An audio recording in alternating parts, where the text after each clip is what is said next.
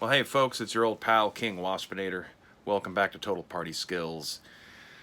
There's been a renewed amount of chatter lately about the classic wokeification of Dungeons and Dragons and other games. I'm going to start this off by saying a few things about the combat wheelchair. It will kind of lead into a few other subjects that I feel are somewhat related, and hopefully I can resolve all this with some sort of conclusion that makes sense. I don't know. I'm not really quite sure what I'm going to say quite yet. We're just going to see what happens. I mean, where to even begin? Combat wheelchairs. Okay. On the surface, who cares? And on the other hand, who cares?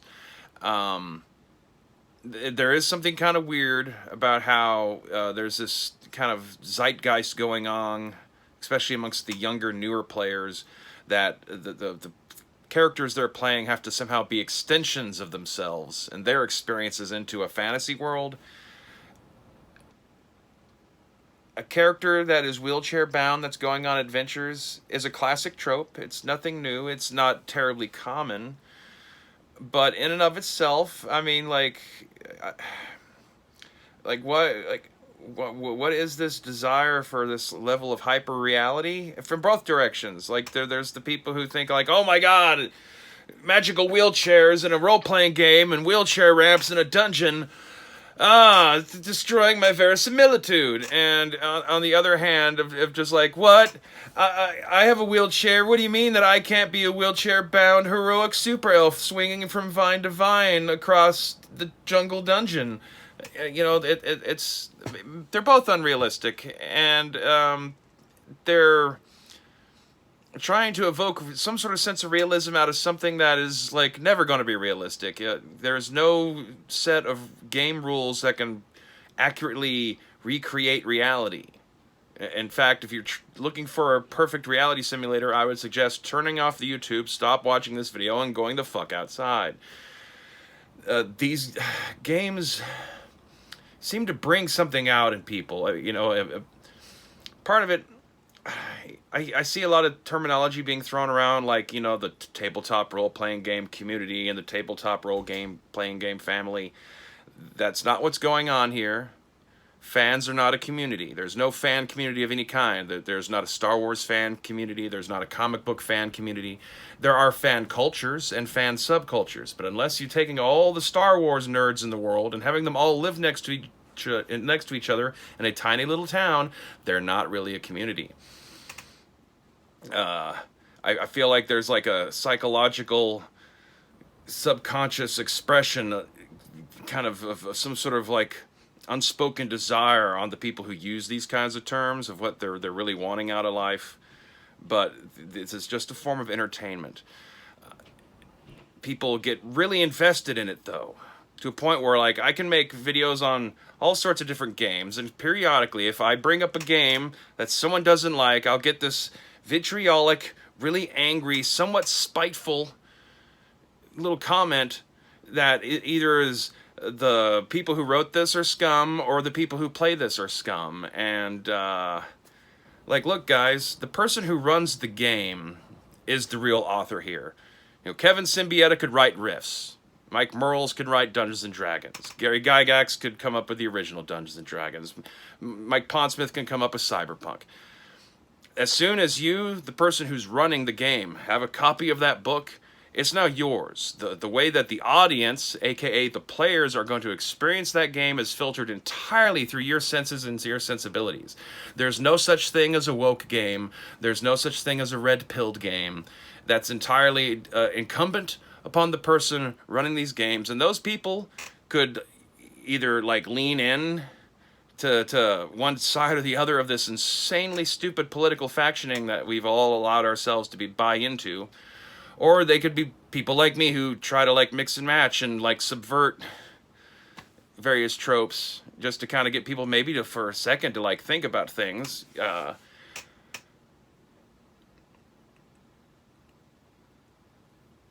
could talk about, if I mention White Wolf, that's bad. If I mention Mutant Crawl Classics, that's bad. If I mention anything by Palladium, that's bad. If I mention something by D&D and I'm too friendly about it, that's bad. I can't say that the Van Richten's Guide to Wokenloft is all right. I mean, like, it's usable. It's a perfectly decent source book for what a source book is. But, you know, because it's got the artwork choices it has in it, to some people this is a big, terrible thing. It's all ridiculous. It all makes us look bad. It makes me seriously question, like, do I even want to be trying to, like, write a role-playing game and try to market to this particular crowd? I'm not interested in having to, like, curb my behavior and my opinions to try to appease a mass market. All I'm trying for is just find a narrow little slice of game masters who might be interested in one day buying some of the stuff that I'm working on. But, like, I have, like, no illusions that it's going to lead to, like, dreams of fabulous wealth and fame. It's just role-playing games. It's a nobody community. Like, being famous and having power in role-playing games and influence is pretty fucking meaningless. And, as I say, like, as soon as the products are in the player's hands, or in the specifically in the game master's hands, you know, what's done with it is entirely out of the control of the creator. So more so than in any other form of artistic expression, Death of the Author is pretty much built into this shit. The author's intent means nothing. You know, White Wolf Games, or whatever their current moniker is, you know, telling you, you know, not to play vampire a certain way. If anything, all that does is just call attention to the fact that you could play it that way. If you want to include combat wheelchairs in your D&D game, that's fine. You can even, like, make a big point about designing a whole adventure where you have all the people playing all have characters that have combat wheelchairs, and it's all just one big mocking, humiliating clusterfuck that you can then film and put up on YouTube and generate some controversy. You can take, you know, a game by a more conservative writer, like RPG Pundit. You can take his Lion and Dragon game, which is set in an authentic medieval, you know, setting where it's kind of heavily implied that, like, you're not going to see a lot of female characters. Well, you can just turn that on its head and have nothing but female characters and have them literally be fighting the patriarchy. It's the point is like, not to necessarily have to do these things. It's just to get across the idea that, like, you are the one that's actually actualizing these things. The people who play, other people who play these games should not have any influence on what you want to do with the game. The people who write these games should have nothing to do with what you want to do with these games. If the modern trends in D&D towards some of these more kind of, like, oddball player characters, you know, like, is that some terrible thing that's like they're going woke and they're going to somehow destroy society by having people play wheelchair-bound characters? Or is it just kind of a reflection that, like, fantasy tropes have changed in the last 40 years? You know, early D&D, like, all the people who are fans of it, you know, their experience of the fantasy genres is all based on a foundation of shit like J.R.R. Tolkien, you know, Sword of Shannara, you know, Robert E. Howard's Conan. You know, but the modern kids, they come from, you know, like, a literary background of Harry Potter. You know, really the thing with wheelchair characters isn't like, it's not really so much empowering the idea of people with, you know, physical disabilities, you know, having a presence in a fantasy world. It's really more so kind of a thing that, like, it seems to be sliding into a world where people are kind of playing D&D like a losers club kind of setup, like something like Mystery Men, if you remember that movie, where it's all like the rejects. That's the kind of character group that, you know, like, where you have the one wizard who's in a magical wheelchair. That's what that strikes me as, and, you know, there's nothing unfun about that. There's not a limited amount of entertainment to be had in the world. No one's ever actually, like, going to come to your house and take the physical copies of these books away from you. No one's going to stop you from organizing your own little gaming group. In fact, it is you, as the game masters and dungeon masters, you're the ones who are the primary recruiters to get an audience. You are a franchise manager. You're not a novelist. You're not an orchestrator. You're not a coach. You're closer to a person putting on a theater pavilion. You want to make sure that, like, you have something for the audience to experience that's going to be engaging and it's going to get them to want to come back. And it's up to you to convince them to come and show up.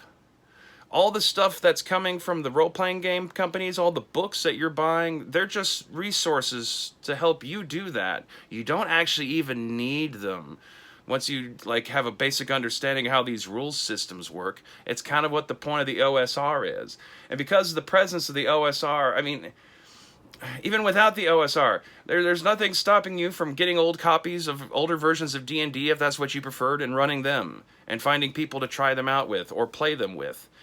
It's partly because, you know, in order as a sales technique, and also just because it kind of goes hand in hand with a lot of nerd culture, but there's this collector's nervous tick that this stuff plays into to keep trying to get you to keep returning back to them, because like once you've bought the basic rule books, like, you know, they sell the amount that they're going to sell, and then they got nothing else to make money with. So that you gotta buy your DM screen, you gotta buy the special dice that come with it, you gotta buy all these source books, and the more they can spread the information out that you make you feel like you need, oh, we're going to hint at this stuff, but we're not going to describe it yet. We're going to tell you about this other source book it's going to be in. It's all just a big marketing technique, and I don't know.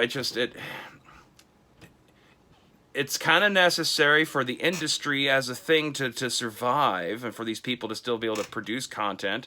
And I'm not saying that there's nothing invaluable to be found in all this, but it all feeds into this like mass ball of weird psychosis that seems to just be like wedded into the nerd community. And because everyone is so focused on appeasing everyone and trying to like, oh, we want to bring in as many people as possible to buy our products so we can maximize our sales, it causes most of the people who are of influence in this community, they're all bullshitting you. You may not like some of the things I say. You may not like the way that even with games that I say that I like, I'll have critical things to say about them. It's not going to get me interviews with creators. It's not going to really get a lot of like, you know, Artel Sorian's never going to share a tweet about my video link kind of a thing, because I talk shit.